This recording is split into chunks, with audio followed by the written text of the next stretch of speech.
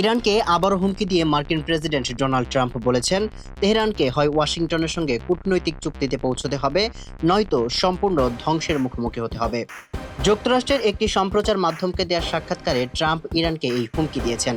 তিনি জানিয়েছেন, তারা হয় চুক্তি করবে, না হয় নিশ্চিহ্ন হয়ে যাবে। ট্রাম্প বলেন, তেহরান তাদের কিছু সমরাস্ত্র সরিয়ে নিয়েছে। তারা কি প্রস্তুতি নিচ্ছে আমরা তা পুরোপুরি জানি। ইরানের ভূগর্ভস্থ মিসাইল মোতায়েনের প্রতি ইঙ্গিত করে তিনি আরো বলেন, তারা ভূগর্ভ থেকে কিছু মিসাইল বের করেছে। হামলা হলে একদিনের মধ্যেই সেগুলোর অস্তিত্ব শেষ হয়ে যাবে। সাক্ষাৎকারে বর্তমান ইরানি প্রশাসনের বিষয়ে একটি মিশ্র মূল্যায়ন তুলে ধরে মার্কিন প্রেসিডেন্ট।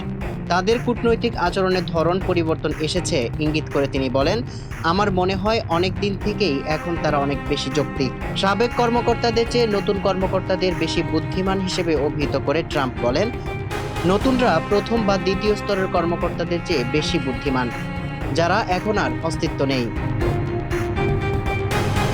ইরানের ভূখণ্ড থেকে সমৃদ্ধ ইউরেনিয়াম সরিয়ে নেওয়ার প্রয়োজনীয়তা নিয়ে প্রশ্ন করা হলে ট্রাম্প জানান, এটি নিরাপত্তার চেয়ে প্রচারণার বিষয়। তিনি বলেন, আমি মনে করি না এটি খুব প্রয়োজন, তবে জনসংযোগের দিক থেকে এর গুরুত্ব আছে। হাস্যরহস্যের সুর তিনি আরো বলেন, ভুয়া সংবাদ মাধ্যমের জন্য এটি উদ্ধার করা জরুরি, আর আমি প্রথমেই বলেছিলাম যে আমরা এটি উদ্ধার করব। লিঙ্কন মেমোরিয়াল রিফ্লেটিং পুলে ট্রাম্প বলেন, যদি যুদ্ধবিরতি না হয় তবে আপনাদের ইরান থেকে শুধু বিশাল আলো বেরোনোর দিকেই তাকিয়ে থাকতে হবে। তাদের দ্রুত চুক্তিতে স্বাক্ষর করা উচিত।